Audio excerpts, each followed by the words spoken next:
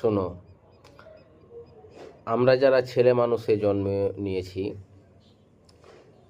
তাদেরকে আমি বলি, এবং আমি নিজেকেও বলি যে ছেলেদের একটাই নেশা হওয়া দরকার, বাকি সব বেকার।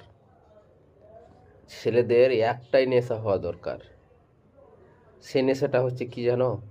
টাকা। তুমি টাকার নেশা করো, সব থেকে ভালো জিনিস। তা বাদে আর কিছু নেশা করিও না। টাকার নেশা করলে তুমি সব কিছুই পেয়ে যাবা, সব কিছুই। হ্যাঁ, আমি মানছি টাকা ইনকাম করাটা একটু কঠিন, কিন্তু দেখো, তুমি গরিব থাকলে কিংবা তোমার কাছে টাকা না থাকলে তুমি জটিল অবস্থায় পড়ে থাকবা।